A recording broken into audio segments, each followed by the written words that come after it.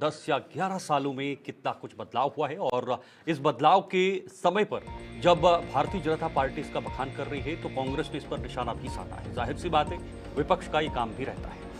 अब जरा ग्राफिक्स आपके सामने आएंगे और इन ग्राफिक्स के जरिए आपको समझने की कोशिश होगी और आपको मैं समझाऊंगा भी कि पूरा आखिर क्या मामला है, क्या क्या बदला है। 11 साल कितने कमाल, देखिए। स्वर्णिम काल वर्सेस केवल प्रचार। कांग्रेस केवल प्रचार करेगी और बीजेपी स्वर्णिम काल में विकास स्थिर सरकार, लेकिन तानाशाही और झूठा विकास कांग्रेस कह रही है वर्सेस में। देखिएगा, शानदार बदलाव, कोई बदलाव नहीं। कांग्रेस ने कहा कि कोई बदलाव ही नहीं हुआ है, ये तो सिर्फ प्रचार प्रसार हो रहा है, दिखावा हो रहा है। गरीब कल्याण ये बीजेपी की नीति है, ये बीजेपी कह रही है अपनी रिपोर्ट के हिसाब से, और कांग्रेस कह रही है कि सिर्फ छलावा है और कुछ नहीं है। ये सरकार सिर्फ छलावा लोगों से कर रही है। मजबूती की ओर हम बढ़ रहे हैं, ये भारतीय जनता पार्टी कह रही है, ये कंपैरिजन है। और दूसरी तरफ संविधान से खिलवाड़ कांग्रेस कह रही है कि भाई ये सरकार तो संविधान से खिलवाड़ कर रही है, ये तो काम ही नहीं कर रही है। 2047 के सपने भारतीय जनता पार्टी एक विकसित देश के रूप में देख रही है, लेकिन कांग्रेस कह रही है कि 2047 के सपने तो आप देख रहे हैं, लेकिन वर्तमान को कौन देखेगा, यानी प्रेजेंट को कौन देखेगा। इसके साथ सबका विकास और जवाबदेही।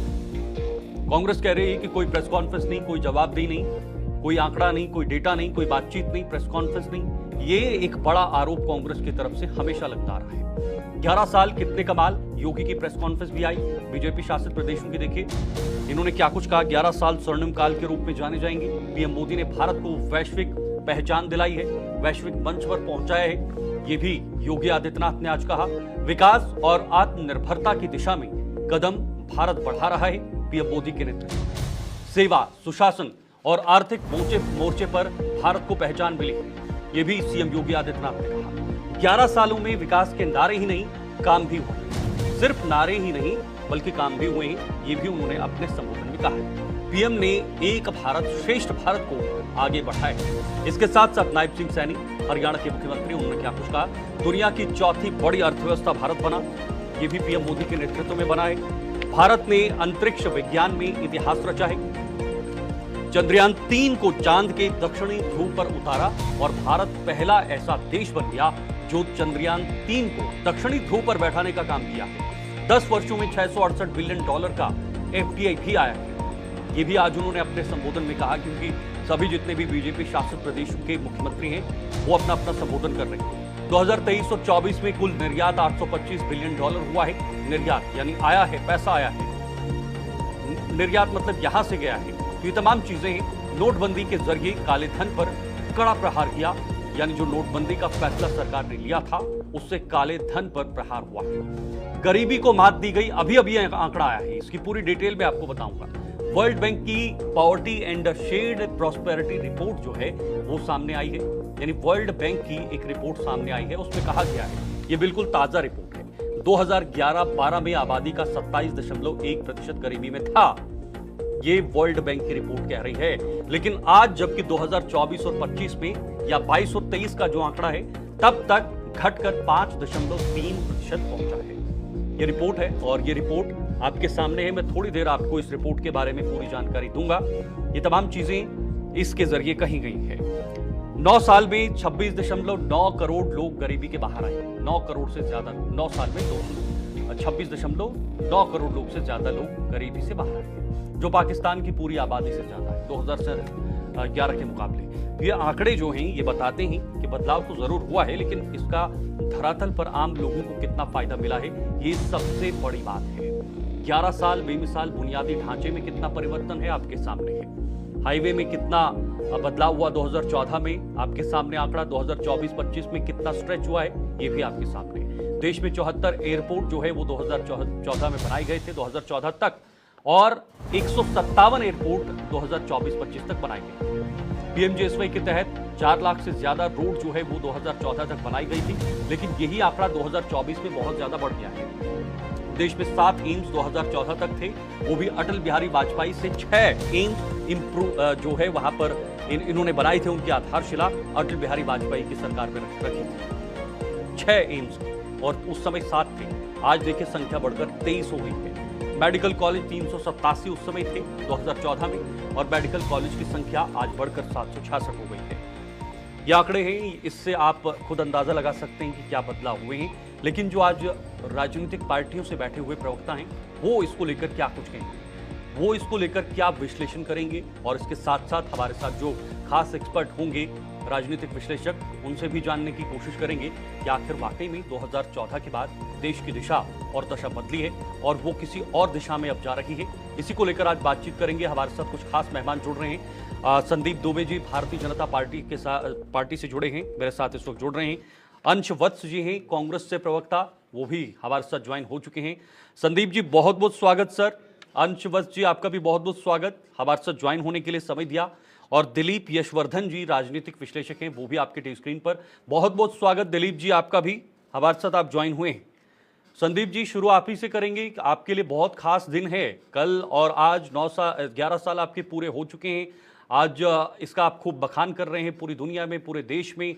आज आपके जो बीजेपी शासित प्रदेशों के मुख्यमंत्री हैं उन्होंने भी प्रेस कॉन्फ्रेंस दी है, लेकिन विपक्ष कह रहा है कि बिल्कुल वादा खिलाफी की गई है। जो वादे किए थे भ्रष्टाचार को लेकर, जो वादे किए थे काले धन को लेकर, जो वादे किए थे रोजगार को लेकर, जो वादे किए थे गरीबी को लेकर, वो नहीं हुआ है। ये विपक्ष का कहना है सर, कैसे जवाब देंगे आप? शीतल जी देखिए, कुछ चीजें तो रह जाती हैं, कुछ चीजें स्वीकार भी करनी पड़ती हैं, और समस्याएं हमेशा निरंतर जीवन में व्यक्ति के साथ चलता रहता है। और समस्याओं से लड़ना हर कालखंड में जो हमारी राजनीतिक दल हैं या सत्ता में आसीन सरकारें रही हैं, तो समस्याओं से लड़ती रही हैं। मैं इतना कहूंगा कि चौमुखी विकास की दिशा में यशस्वी प्रधानमंत्री नरेंद्र मोदी जी का 11 वर्ष एक संकल्प और एक सिद्धि का रहा है। जब भारत की लोकतांत्रिक यात्रा में हमारी 11 वर्ष पूरे हो रहे हैं, तो हम इस यशस्वी कालखंड को कृतज्ञता और गर्व के साथ नमन करते हैं। मैं ये बात आपको स्पष्ट कर देना चाहता हूँ, यशस्वी प्रधानमंत्री नरेंद्र मोदी जी के नेतृत्व में देश में विकास हुआ है, देश में लोगों का विश्वास सरकार पे बढ़ा है।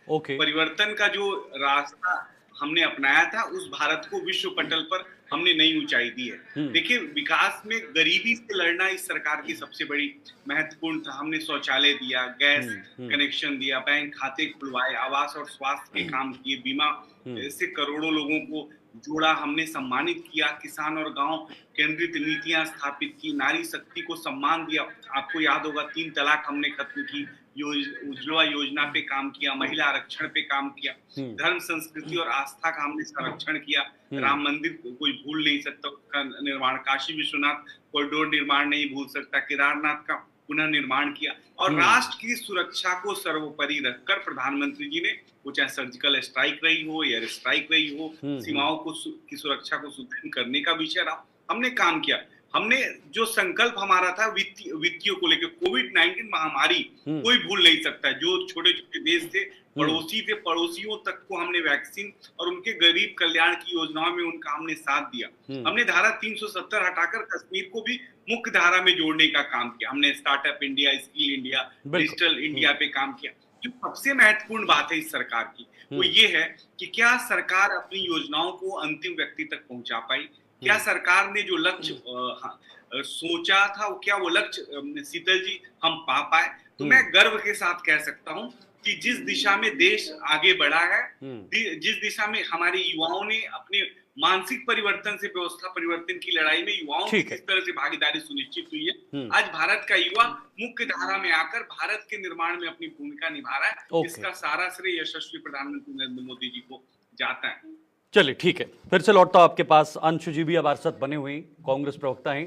अंश जी, आप इन 11 सालों को कैसे देखते हैं, एक नागरिक होने के नाते भी, एक कांग्रेस के प्रवक्ता होने के नाते भी, क्योंकि हर देश का नागरिक चाहता है कि देश आगे बढ़े, विकास हो, हमारा हर चीज़, हर एंगल से देश आगे बढ़े, चाहे वो शिक्षा हो, स्वास्थ्य हो, डिजिटलाइजेशन हो, उसको लेकर भी इस सरकार ने काम किया है, भ्रष्टाचार को रोकना हो, एम्प्लॉयमेंट देना हो, उसको बढ़ाना हो। सरकार कह रही कि हर क्षेत्र में काम हुआ है, हर क्षेत्र में विकास हुआ है, और वो चीज़ें दिख भी रही हैं सर, आंकड़े भी बता रहे हैं।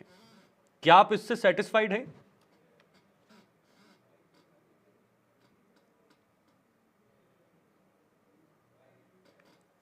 सर अनम्यूट कर दीजिए, अनम्यूट कर दीजिए, अपना फोन अनम्यूट कर दीजिए सर।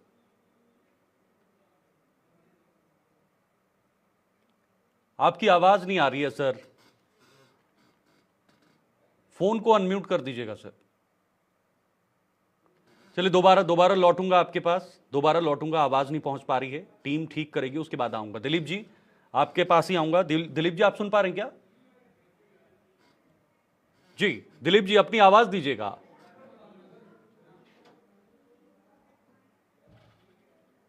आपका फोन अनम्यूट है सर। जी नहीं मेरा अनम्यूट। बिल्कुल बोलिए दिलीप जी।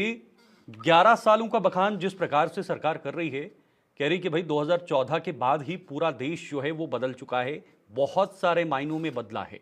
ठीक है, आंकड़े भी बता रहे हैं, कुछ आंकड़े भी सामने आ रहे हैं। कुछ ही समय पहले वर्ल्ड बैंक का जो है वो भी आंकड़ा सामने आए कि भारत में बहुत सारी आबादी जो है वो गरीबी रेखा से बाहर निकली है। पूरे इस 11 सालों को विश्लेषण जो है वो आप कैसे करेंगे सर? शीतल जी, पहली बात तो जो सत्ता कर रही है, भाजपा क्लेम कर रही है, वो उसका राजनीतिक हक है। और राजनीतिक हक के नाते उन्होंने जो जो बताया वो सारी बातें एक्सेप्टेड है, उसमें कहीं कोई सवाल नहीं है। और इसमें भी कोई दो राय नहीं है कि इन 11 सालों में देश में बहुत सारा डेवलपमेंट हुआ है और बहुत सारी चीजें वैश्विक पटल पर पहुंची हैं, बहुत सारी चीजों में हम आगे बढ़े हैं। हाँ। लेकिन उनके बावजूद भी कुछ सवाल रह जाते हैं। पहला सवाल तो ये रह जाता है कि जो डेवलपमेंट है उस डेवलपमेंट को आप पुराने समय से और इस समय से कंपैरिजन करेंगे तो वो कंपैरिजन ठीक नहीं होगा। उसका कारण है कि बहुत सारे टेक्नोलॉजिकल डेवलपमेंट हैं। हाँ। और वो टेक्नोलॉजिकल डेवलपमेंट तभी हो सकते हैं जब टेक्नोलॉजी डेवलप होगी। बिल्कुल जब टेक्नोलॉजी थी नहीं तो उसका कंपैरिजन करना बेकार है। अगर यूपीआई आज के 15 साल पहले नहीं था तो भारत में कोई सरकार कर नहीं सकती थी। अगर वर्चुअल मोड पर बैठकर हम और आप इस तरीके से डिबेट कर रहे हैं, ये फैसिलिटी 15 साल पहले नहीं थी तो इसका कंपैरिजन हम नहीं कर सकते हैं। तो ये जो टेक्नोलॉजिकल डेवलपमेंट है ये टाइम बाउंड डेवलपमेंट कहलाते हैं, समय के साथ डेवलप होते हैं। इसका क्रेडिट किसी सरकार को नहीं जाता है, ये होगा ही होगा, सत्ता में कोई भी बैठा हो। अब जो अभी भाजपा के प्रवक्ता ने कहा कि बहुत सारे युवाओं की भागीदारी देश के डेवलपमेंट में बढ़ी है, तो मैं संदीप जी से पूछना चाहूंगा कि क्या शिक्षा की क्वालिटी में सुधार हो गया है? मेरा अपना मानना है कि बहुत ज्यादा नहीं हुआ है। क्या आम जनता के लिए महंगाई कम हो गई है? मैं कहूंगा शायद कम नहीं हुई है। और क्या आम जनता की कमाई उस रेशियो में बढ़ गई है जिस रेशियो में हमारे देश का इकोनॉमिक डेवलपमेंट हुआ है? इकोनॉमिक डेवलपमेंट हुआ है, मैं इस बात को मानता हूं। हमारे देश की अर्थव्यवस्था सुधरी है, मैं इस बात को मानता हूं। लेकिन उस अर्थव्यवस्था के सुधरने का जो फायदा है वो आम जनता को नहीं मिला, क्योंकि ना तो महंगाई कम हुई और ना आम जनता की कमाई बढ़ी। और अभी आपने कहा कि वर्ल्ड बैंक की एक रिपोर्ट थी जिसमें एक बताया कि पिछले कुछ सालों में भारत की बहुतायत जनता गरीबी रेखा से निकल करके बाहर आ गई है। अगर वो जनता गरीबी रेखा से निकल के बाहर आ गई है तो जिन 80 करोड़ लोगों को राशन आज के 11 साल पहले देना शुरू किया गया था, वो 80 करोड़ लोग आज 20 करोड़ ही क्यों हैं? अगर वो गरीबी रेखा से बाहर आ गए हैं तो उनको राशन देना बंद क्यों नहीं किया गया है? तो ये बहुत सारे सवाल हैं। ठीक, डेवलपमेंट हुआ है, इंटरनेशनल फोरम पर भारत का जो परचम लहराया है वो क्रेडिट भाजपा सरकार को जाता है, इसमें कोई दो राय नहीं है। संस्था को लेकर के, शिक्षक, डिफेंस को लेकर के जो भारत में डेवलपमेंट्स हुए हैं, डिफेंस इक्विपमेंट्स बनने को लेकर मतलब जिस विजन से सरकार 2014 में बीजेपी आई थी उस विजन के साथ काम नहीं हुआ है। जो विजन उन्होंने सोचा था या जो विजन के साथ काम हुआ है, विजन के साथ काम हुआ है। मैं ये नहीं कहूंगा कि विजन के साथ काम नहीं हुआ है। विजन के साथ काम हुआ है और भारत का डेवलपमेंट हुआ है। मैं ये नहीं कह रहा हूं, विजन के साथ काम हुआ है। लेकिन उस विजन का जो फायदा आम जनता, मैं यहाँ आम जनता का प्रवक्ता हूं, मैंने भाजपा और कांग्रेस का प्रवक्ता नहीं, मैं जनता का प्रवक्ता हूं। तो जनता के प्रवक्ता होने के नाते मैं ये सवाल जरूर खड़ा करूंगा कि क्या उस विजन का फायदा आम जनता को मिला है? तो ये बड़ा सवाल नहीं। बिल्कुल बिल्कुल, इसी पर मैं आपको जब आपके पास लौटूंगा दोबारा से, इसी पर मैं जानना चाहूंगा कि धरातल पर कितना फायदा आप लोगों को पहुंचा है। अंश जी आप तक आवाज पहुंच पा रही है क्या? मेरी आवाज आ रही है? मेरी आवाज आ रही है? बिल्कुल बिल्कुल सर, आवाज आ रही है। मेरा वही सवाल रहेगा कि आखिर कांग्रेस मानने के लिए तैयार नहीं। अभी दिलीप जी कह रहे हैं कि ठीक है, कुछ मायनों में देश में डेवलपमेंट हुई है, विकास हुआ है, बहुत सारी चीजें बदली हैं, बड़े काम भी हुए हैं। राम मंदिर 500 साल पुराना मुद्दा वो आज सुलझा दिया गया, जम्मू कश्मीर को मुख्य धारा में लाया, धारा 370 को हटा दिया गया, ये तमाम चीज़ें, 3 तलाक हो, बाकी अन्य चीज़ें हों। क्या आपको नहीं लगता कि ये सब चीज़ें देश की जो प्रेजेंट सिचुएशन थी, जो हालात थे, उसके हिसाब से इन चीज़ों को बदलना बेहद ज़्यादा ज़रूरी था? सबसे पहले आपके सभी दर्शकों को मेरा नमस्कार और मेरे को पैनलिस्ट को मेरा नमस्कार। मैं कहना चाहूंगा कि 11 साल के मोदी जी के कार्यकाल को देखा जाएगा तो ये 11 साल जो है जुमला काल को माना जाए, जिसमें तमाम जुमलों की बौछार जो है मोदी सरकार के द्वारा इन पिछले 11 सालों में की गई है। मोदी जी का ध्यान जो इन पिछले 11 सालों में सिर्फ और सिर्फ अपनी पीआर को चमकाने में, अपनी छवि को चमकाने में रहा है और उनका मकसद रहा है सिर्फ दो चीजों पे, एक तो अडानी को फिट करने में और अपने आप को सेट करने में मोदी जी का ध्यान रहा है। चाहे वो विदेशों में जाकर अडानी को व्यापार दिलवाने की बात हो और अपनी छवि को चमकाने की बात हो। नहीं, लेकिन जी सुनिए मेरी बात, एक ये अडानी का नाम आपके जुबान पर बार बार क्यों आता है सर? कांग्रेस की बार बार ये अडानी अडानी ये राग अलापना क्या कितना सही है सर? अडानी एक उद्योगपति है, वो अपना उद्योग कर रहा है, वो आपकी सरकारों में भी अपना व्यापार कर रहा था। नहीं, हमें सवाल तब आता है जब अडानी जो है इस भारत की जो विदेश नीति, वो विदेश नीति ना होकर मोदी जी की मित्र नीति बन जाती है। बांग्लादेश का आप उदाहरण ले लीजिए, आप साउथ कोरिया का उदाहरण ले लीजिए, जहां पे वहां की सरकारों ने बाकायदा कहा है कि हमें जो है कहा गया था, श्रीलंका का आप उदाहरण ले लीजिए कि हमें अडानी को वहां पे जो है कॉन्ट्रैक्ट टेंडर देना पड़ेगा। जब ये सवाल आ जाता है तो तब ये सवाल उठना पड़ता है। और मैं पीआर की यहाँ पे बात करना चाहूंगा, पीआर पे किस प्रकार से भारतीय जनता पार्टी ने काम किया है। ये बड़ी बात करते थे कि बहुरुखवादी, लेकिन बहुरुखवादी वाले जिनके लेकिन अंश जी आप कह रहे हैं कि पीआर पे काम हुआ है, जुमलेबाजी हुई है। मैं कुछ काम गिनवाऊंगा, आप यस और नो में जवाब देना। ये मैं कुछ सवाल पूछूंगा, सुनिए नहीं सुनिए जरा, सुनिए। 370 पर फैसला लिया गया, आप सवाल पूछिएगा जब बीजेपी 370 पर फैसला लिया गया, आप सवाल पूछिएगा, पहले मेरे को अपना जवाब। एक मिनट सवाल पूछना, देखो मेरा अधिकार है ना।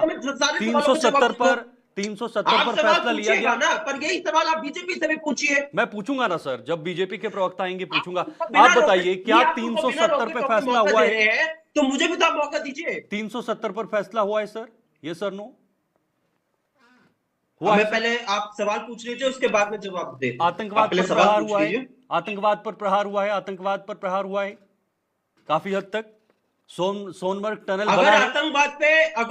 अगर आतंकवाद पे प्रहार हुआ है तो ये पहलगाम क्या है? अगर आतंकवाद पे प्रहार हुआ तो मोदी जी का तीसरा कार्यकाल को शुरू हुए और जो है 1 साल के करीब हो चुका, और इससे 1 साल में जो है 57 के करीब आतंकी हमले। यही तो मूल समस्या है अंश जी, यही तो मूल समस्या है।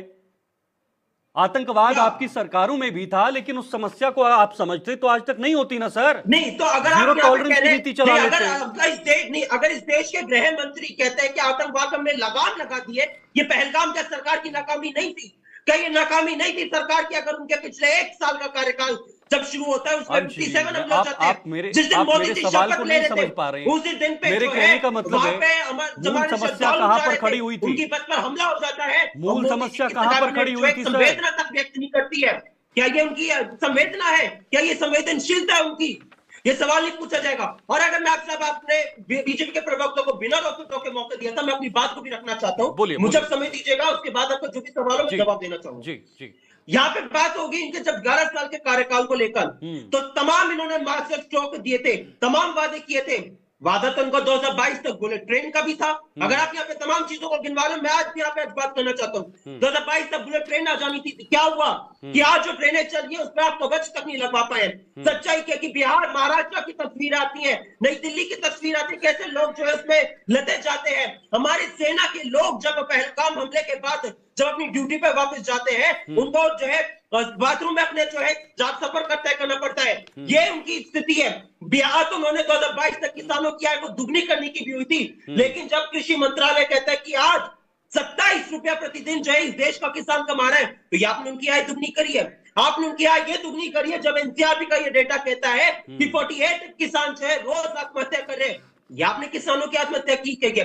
मैं आपकी रिपोर्ट का देख रहा था, आपकी रिपोर्ट में उन्होंने बड़ी बातें करी थी कि हमने बढ़िया अर्थव्यवस्था बना, जो है चौथी सबसे बड़ी अर्थव्यवस्था है, हम इससे खुश हैं। लेकिन सब मूलभूत सवाल भी जो है वो खत्म नहीं हो जाते हैं। आज यहाँ पे चौथी सबसे बड़ी अर्थव्यवस्था का जो आप ढोल बजा रहे हो, उस मूलभूत सवालों से नहीं बच सकते हैं कि पिछले कोरोना के बाद 4 सालों में हमारा जो जीडीपी का ग्रोथ रेट जो है वो सबसे न्यूनतम स्तर पर, जो कि 6.5% है।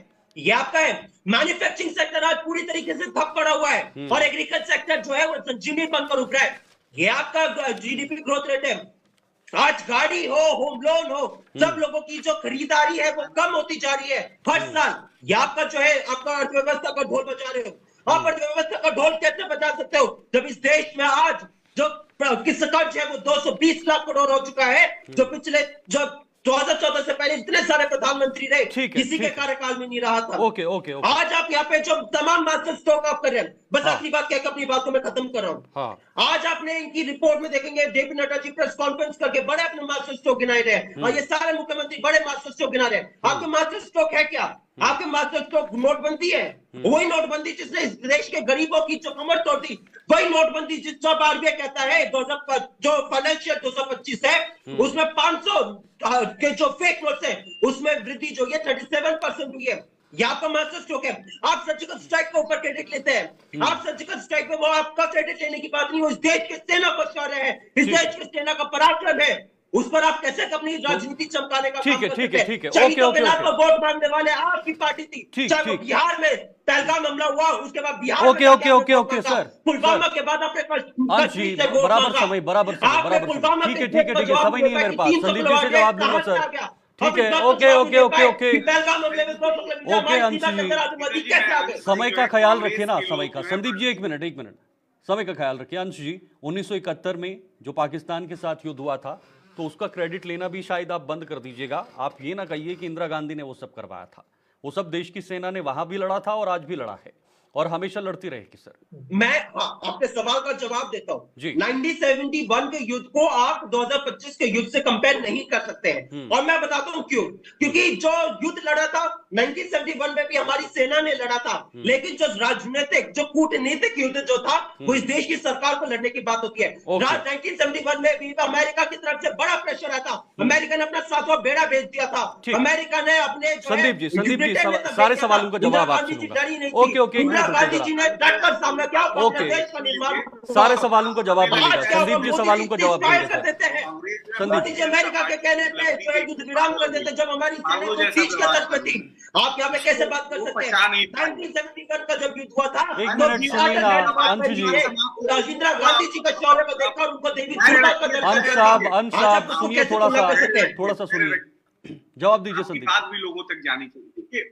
मेरे मित्र कांग्रेस के प्रवक्ता अंश भाई बड़ी विपक्ष की जो बातें होती है वैसा कह रहे हैं, अच्छी बात है, कहना चाहिए। वो भूल गए हैं कि आज प्रधानमंत्री ग्राम सड़क योजना के विस्तार में लाखों गांवों तक सड़कें पहुंची हैं, सड़कों को जोड़ा गया। आप भी अगर गांव के रहने वाले हो तो जाके देखते होंगे गांव में अंतिम खेतों के बीच से सड़कें लिखी। आप रेलवे के बारे में बात कर रहे थे, आप बुलेट ट्रेन प्रोजेक्ट के बारे में बात कर रहे थे। स्टेशन रीडेवलप हुआ है, बुलेट ट्रेन प्रोजेक्ट के काम चल रहे हैं। राष्ट्रीय राजमार्गों की आप बात करते 2014 से पहले 91,000 किलोमीटर बनते थे सड़क, आज 1.5 लाख किलोमीटर प्रतिदिन बनते हैं। उड़ान योजना में छोटे शहरों को हमने जोड़ा है। हमने वेलफेयर स्कीम भी ये सरकार लेके आई, चाहे जनधन योजना में ले लीजिए, आज 50 करोड़ से ज्यादा लोगों के बैंक खाते खुले हैं। उज्ज्वला योजना के अंतर्गत 10 करोड़ से प्लस गैस कनेक्शन गरीब महिलाओं को दिया गया है। हमारी सरकार जो काम कर रही है डिजिटल इंडिया टेक्नोलॉजी में काम कर रही है। हमने राष्ट्रीय सुरक्षा पे काम किया, हमने विदेश नीति पे हमारी सरकार ने काम किया है। अब विज्ञान और अंतरिक्ष में हमने काम किया। भारत आर्थिक सुधारों में सबसे आगे है। अगर एक देश एक टैक्स लागू हुआ है तो सरकार को इससे हमारा देश मजबूत हो रहा है। हमने एफडीआई में रिकॉर्ड वृद्धि करी है, ease of doing business ranking में हमारा सुधार हुआ है। हमने स्टार्टअप को बल दिया है, हमने स्टैंड ऑफ इंडिया को बल दिया है। जब हम फैसला करते हैं कोई भी संवैधानिक और राजनीतिक, तो धारा 370 हटाया तो जम्मू कश्मीर का पूर्ण एकीकरण हुआ। हमने पूरे भारत को जोड़ा है और जोड़ने का काम जो है ये देश देख रहा है। वो आप देख लीजिए, मुस्लिम महिलाओं को हमने न्याय दिया, हमने ऊर्जा के क्षेत्र में काम किया, हमने सामाजिक परिवर्तन के क्षेत्र में काम किया। मुझसे अगर आप पूछिए कि प्रधानमंत्री जी की जो 11 साल की उपलब्धियां हैं, वो उनके नेतृत्व, उनके समर्पण और उनकी राष्ट्र सेवा के लिए पूरा देश हृदय से उनको धन्यवाद देता है। क्योंकि उनका जो सबका साथ, सबका विकास और सबका विश्वास और सबके प्रयास का जो मंत्र है, पूरा भारत अपना के हमने समाज के अंतिम व्यक्ति तक सेवा पहुंचाने का कार्य किया है। हम सेवक के रूप में काम कर रहे हैं। हाँ, कुछ चीजें मैं मान सकता हूँ कि जो आपकी भावनाएं हैं, भारत पाकिस्तान युद्ध हो रहा था। एक तो मैं पहले स्पष्ट कर दूं, भारत कोई पाकिस्तान के साथ युद्ध नहीं लड़ रहा था। भारत ने आतंकवाद के खिलाफ भारत का अभियान था, और आतंकी कहीं भी हो, किसी जगह हो, किसी के घर में हो, जो भारत को गलत दृष्टि से देखेगा, भारत के खिलाफ षड्यंत्र रचेगा, उसको हम उसके घर में घुस के मारेंगे। ये काम हमने किया और ये इसमें कोई करने में हम सफल हुए। और सेना को बधाई, समस्त भारतीयों को बधाई। ओके ओके, दिलीप जी आप सुन पा रहे मुझे? ठीक है दिलीप जी, आपने दोनों राजनेताओं को सुना, जो अपनी अपनी पार्टी के हित में बात करेंगे, लेकिन देश की असली तस्वीर क्या है, ग्राउंड पर क्या चल रहा है, धरातल पर कितना फायदा हुआ है इन योजनाओं का, जिन योजनाओं का नाम लगातार सरकार ले रही है, और विपक्ष जिस प्रकार से इस सरकार के वादों को या इस सरकार के दावों को खोखला बता रही है, उसमें कितना दम आपको नजर आ रहा है सर? शीतल जी, मैं दोनों ही लोगों के बातों से इत्तेफाक नहीं रखता हूँ। सत्ता पक्ष के भाजपा के प्रवक्ता अपनी बातों को बहुत बढ़ा चढ़ा के कह रहे हैं, और कांग्रेस के प्रवक्ता उसको बहुत बढ़ा चढ़ा के नकार रहे हैं। ये दोनों ही बातें गलत हैं। हाँ। ऐसा नहीं है कि भाजपा की सरकार में पिछले 11 साल में कोई डेवलपमेंट नहीं हुआ, बहुत डेवलपमेंट हुआ है, बहुत सारा डेवलपमेंट हुआ, और बहुत सारे रिमार्केबल डेवलपमेंट हुए, जिसमें एक आपने आर्टिकल 370 हटाने की बात कही, राम मंदिर बनाने की बात कही, और लीगल रिफॉर्म को लेकर के भी बहुत सारे डेवलपमेंट हुए हैं, और स्पिरिचुअल डेवलपमेंट हुआ है, टूरिज्म का डेवलपमेंट हुआ है, इंटरनेशनल फोरम पे डेवलपमेंट हुए हैं, टेक्नोलॉजिकल डेवलपमेंट हुआ है, बहुत सारा डेवलपमेंट हुआ है, इसमें कोई दो राय नहीं है। लेकिन उन डेवलपमेंट के साथ साथ मैंने जो सवाल खड़ा किया था कि उन डेवलपमेंट्स का बेनिफिट आम जनता को कितना मिल रहा है, या अब भाजपा के प्रवक्ता शायद ये क्लेम करेंगे कि आने वाले समय में मिलेगा। मैं ये भी मानता हूं कि आने वाले समय में मिलेगा, लेकिन हम कब तक सफर करेंगे, आम जनता कब तक सफर करेगी? अभी भाजपा के प्रवक्ता ने कहा कि इन्होंने एक टैक्स, एक देश एक टैक्स लगाया, जिससे पूरे देश को फायदा हो रहा है। आपको शायद धरातल की जानकारी नहीं है संदीप दुबे जी, जीएसटी जिसको आप एक देश एक टैक्स कह रहे हैं, ना तो ये एक टैक्स है और ना ये एक जैसा पूरे देश में लगा हुआ है, सिर्फ कहने के लिए एक देश एक टैक्स है। हर स्टेट अपने हिसाब से जीएसटी को चला रही है। आप अगर उत्तर प्रदेश में रहते हो तो आपको जानकारी हो, या आपका कोई जानने वाला हो तो आप पता कर लीजिए, हर स्टेट जीएसटी का एप्लीकेशन अपने हिसाब से कर रहा है। अगर एक देश एक टैक्स है तो व्यापारी को क्यों परेशान किया जाता है कि सीजीएसटी अलग जमा करो, आईजीएसटी अलग जमा करो, एसजीएसटी अलग जमा करो, सेस अलग जमा करो? एक ही देश है ना, एक पॉकेट में पैसा ले लीजिए और आप उसको जैसे बांटना है बांट लीजिए। सेंट्रल की नीतियां कुछ और कहती हैं, स्टेट की नीतियां कुछ और कहती है। स्टेट कहता है साहब हम तो रजिस्ट्रेशन ऐसे ग्रांट करेंगे, स्टेट कहता है हम साहब ऐसे ग्रांट करेंगे। तो मतलब तालमेल की कमी है, डबल इंजन। नहीं, तालमेल की कमी नहीं है, डिफरेंस बहुत ज्यादा डिफरेंस है, एप्लीकेशन में बहुत ज्यादा डिफरेंस है, और इस तरीके से बहुत सारी चीजें हैं। मैं कहता हूं ना, पर्दे पे जो दिखाया जाता है, जो कहा जाता है, और उसका जो वास्तव में एप्लीकेशन होता है, उन दोनों में बड़ा फर्क होता है, बहुत फर्क होता है। और महंगाई को लेकर के मैंने कहा कि महंगाई देख लीजिए, जब 11 साल पहले भाजपा की सरकार आई थी तो सिलेंडर और पेट्रोल किस रेट में थे और आज किस रेट में है। तो अगर ये महंगाई बढ़ रही है तो मेरी जेब पे डाका पड़ रहा है, मेरी जेब पे डाका पड़ रहा है, तो मुझे कैसे मालूम होगा कि ये देश डेवलप कर रहा है? ये देश डेवलप कर रहा है, मैं कह रहा हूं इकोनॉमिक डेवलपमेंट। महंगाई के साथ साथ इनकम में भी तो बढ़ोतरी रहती है, इनकम भी तो बढ़ती है, ये भी तो एक तथ्य है। नहीं बढ़ी है ना, उस रेशियो में इनकम नहीं बढ़ी है। उस रेशियो में देखिए, सरकारी नौकरी से आप कंपेयर मत करिए। सरकार अपने एम्प्लॉयज का हर साल डीए बढ़ा देती है महंगाई के रेशियो में। जो सेल्फ एम्प्लॉयड हैं, जो बिजनेसमैन है, उनका क्या? ठीक है, उनका तो कोई इंक्रीमेंट नहीं होता है ना। और उसके साथ साथ जो सवाल था कि जो 80 करोड़ लोग गरीबी रेखा के नीचे हैं, जिनको कानून के तहत फ्री राशन सरकार की तरफ से दिया जा रहा है, अगर इकोनॉमिक डेवलपमेंट हो गया, लोगों की कमाई बढ़ गई, लोग गरीबी रेखा से बाहर आ गए, तो 80 करोड़ में से कम 70 करोड़ तो हो जाने चाहिए थे 11 साल में ना। लेकिन 70 तो नहीं हुए, तो अभी भी 80 के 80 ही हैं। हाँ ठीक। अंश जी, आप इत्तेफाक रखते हैं दिलीप जी की बातों से? उन्होंने कहा कि बहुत सारे काम हुए, डेवलपमेंट हुई है, इसको बिल्कुल भी नकारा नहीं जा सकता। देश पे तस्वीर बदली है, डेवलपमेंट हुई है। आप उनके उस चीज को सुनना चाहते हैं, मैं इस चीज पे तो बिल्कुल भी नकार नहीं रहा हूं, लेकिन एक चीज पे हम क्या इस चीज पे बात नहीं कर सकते? उन्होंने जो यहाँ पे सवाल उठाया महंगाई को लेकर, मैं आपको दर्शकों के लिए कुछ तस्वीरें दिखाना चाहूंगा जी। ये अगर आप तस्वीर देख पा रहे हैं, बहुत हुआ भ्रष्टाचार, परिवार अपमान, अब की बार मोदी सरकार। क्या हुआ? इलेक्ट्रल बॉन्ड से आप 8,000 करोड़ का घोटाला करते हैं। अजीत पवार जिस पर 70,000 करोड़ का मोदी जी आरोप लगाते थे, उसको आप अगले दिन ही उप मुख्यमंत्री पद की शपथ दिला देते हैं। नारायण राणे, हेमंत बिश्व शर्मा, सूची खत्म ही नहीं होती। क्यों? क्योंकि आप भ्रष्टाचार पे लगाम नहीं कस पा रहे। सारे के सारे नेताओं को आपने अपनी पार्टी में शामिल कर लिया। आपने बात करी थी बहुत हुई महंगाई की मार, अब की बार मोदी सरकार, क्या हुआ? जो 410 रुपए के सिलेंडर को आप महंगा बताते थे और जिस सिलेंडर को आप 1150 में बेच रहे हैं, आप महंगाई का म नहीं बोल पाते संसद में। आटा, दाल, चावल सब पे आपने जीएसटी लगा दी है। आपने बात करी थी बहुत हुई नारी परिवार, अब की बार मोदी सरकार, ये आपका स्लोगन था। क्या हुआ? कुलदीप सेंगल, आपने ब्रिजभूषण शरण सिंह, प्रज्वल रेवन्ना जैसों के लिए मोदी जी जाके प्रचार करते हैं, उनको अपने बगल में बिठाते हैं। बीएचयू कानपुर के जो आरोपी है गैंगरेप के, उनके साथ मोदी जी मंच साझा करते हैं, उनके साथ तस्वीरें खिंचवाने का काम करते हैं। एनसीआर का ये डेटा कहता है कि 2014 के बाद 60% जो है महिलाओं के ऊपर हो रहे अपराध में वृद्धि हुई है। हम यहाँ पे बात कर रहे हैं। सच्चाई ये है कि मोदी सरकार ने पिछले 11 सालों में सिर्फ चमकाने में ध्यान दिया है। आज इनके प्रवक्ता की बात को सुनेंगे, नेताओं की बात सुनेंगे तो कहेंगे कि मोदी जी जो है भैया विश्व गुरु बन गए। क्या आज हम सही में विश्व गुरु की राह पर चल रहे हैं? विश्व गुरु की राह पर चल रहे हैं। मोदी जी 90 देशों में घूमने का, 90 देशों में घूमने के बाद आज जब पहलगाम का मसला होता है, एक देश जो है भारत के समर्थन में जो अपना बयान जारी नहीं कर पाता है। आज मोदी जी एडीबी बैंक के जो अध्यक्ष है उससे 1 जून को मुलाकात करते हैं और वही एडीबी बैंक जो है पाकिस्तान को 3 जून को $800 मिलियन का जो है लोन दे देता है। आज IMF को पाकिस्तान को जो है लोन दे देता है और उसमें जो भारत, नेपाल जैसे देश को राजी नहीं कर पाता है। आज सवाल पूछा जाएगा कि हमारा जो सबसे पुराना मित्र जो था रशिया, वो पाकिस्तान के साथ $2.5 बिलियन का जो है अमूल्य साथ दे देता है। ओके पाकिस्तान को जो है काउंटर कमेटी का यूएन में ठीक और भारत के विरोध में जो ओके थोड़ा सा धैर्य रखिए अंश जी, धीरे धीरे संदीप जी से आखिरी जवाब लूंगा। लेकिन एक बात तो आपकी बात से निकलकर सामने आ रही है, बहुत मजेदार बात है कि आपने कहा कि कुछ ऐसे नेता निकले हुए हैं जो भारतीय जनता पार्टी में जा रहे हैं जिन पर भ्रष्टाचार के आरोप लगे। तो इसका मतलब आपकी सरकारों में या वो नेता जो आपके सरकारों में थे, आपकी पार्टी में थे, तो भ्रष्टाचार करते थे। इससे आप एक्सेप्ट कर रहे हैं कि भ्रष्टाचार होता था, यह भी एक तथ्य निकल रहा है। नहीं, ये जो आरोप थे वो सारे आरोप कभी कांग्रेस पार्टी ने नहीं लगाए, वो आरोप जो थे बीजेपी ने लगाए। आपको अगर कोई एक व्यक्ति चोर दिखता है तो क्या वो भ्रष्टाचारी हैं? क्या वो भ्रष्टाचारी हैं?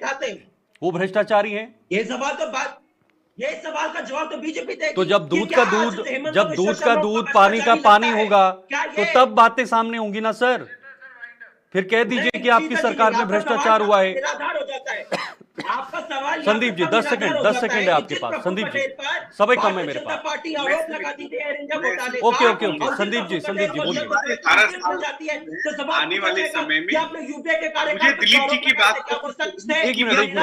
एक मिनट प्लीज संदीप जी, मैं अपनी बात समाप्त कर दूंगा। मैं दिलीप भैया के कुछ बात को कंसर्न करके कुछ 2 लाइन से बोलना है कि हाँ, एक बात सही है कि बहुत से कार्य हुए हैं, लेकिन ये भी है कि बहुत से कार्य करने बाकी हैं।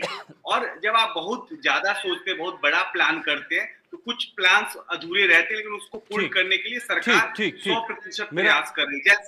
जैसे गरीबों का धन लूटा न जाए, अंतिम व्यक्ति तक पहुंचे, ये सरकार की सबसे बड़ी सफलता रही। अंतिम व्यक्ति तक पहुंचे सरकार की सबसे बड़ी सफलता रही। 5 सेकंड दिलीप जी, 5 सेकंड जवाब दीजिए, मेरा समय जा रहा है। संदीप जी बहुत माफी चाहूंगा। दिलीप जी आगे जो हमारे प्रधानमंत्री 5 सेकंड ले लीजिए। सबसे बड़ी बनेंगे, हम बन के दिखाएंगे। ओके दिलीप जी 5 सेकंड है आपके पास, बहुत कम समय मेरे पास। शीतल जी, संदीप जी से बस इतना ही कहना चाहूंगा कि अगर आपकी नीतियों का फायदा आम जनता तक पहुंचा होता तो अभी 1 साल पहले ही चुनाव हुए थे 2024 में संसद के। उत्तर प्रदेश में जिस हिसाब से आपको हार मिली और पूरे देश में आपकी बहुमत की सरकार नहीं बनी और अयोध्या में राम मंदिर बनवाने के बाद भी आप वो सीट हार गए, इस बात से आपको आकलन करना पड़ेगा। बहुत बहुत शुक्रिया संदीप जी, समय कम है मेरे पास, बहुत कम समय है। संदीप जी बहुत बहुत शुक्रिया, अंश जी बहुत बहुत शुक्रिया, दिलीप जी बहुत बहुत शुक्रिया, आपका भी आभार से ज्वाइन हुए। बहुत महत्वपूर्ण समय, बहुमूल्य समय इन तीनों मेहमानों ने हमारे साथ दिया। लेकिन कुछ सवाल आज की इस डिबेट से निष्कर्ष के रूप में निकलकर सामने आए हैं कि काम तो हुए हैं, विकास कार्य तो हुए हैं, लेकिन उसका कितना फायदा आम लोगों तक पहुंचा है, केंद्र सरकार की योजनाओं का लाभ आम लोगों को कितना मिल रहा है, ये बहुत सारे सवाल हैं जो धरातल पर आम लोग पूछ रहे हैं। बेरोजगारी, महंगाई, जो आम लोगों से जुड़े मुद्दे हैं, जो आम व्यक्ति चाहता है कि महंगाई कम हो जाए, बेरोजगारी न बढ़े, हर किसी को रोजगार मिले ताकि वो अपना जीवन आराम से चला पाए। लेकिन क्या इस सरकार में वो चीजें हुई हैं? ये तमाम सवाल हैं जो इस वक्त फिलहाल इर्द गिर्द घूम रहे हैं। फिलहाल वक्त एक छोटे से ब्रेक का है। ब्रेक के बाद भी खबरों का सिलसिला जारी है।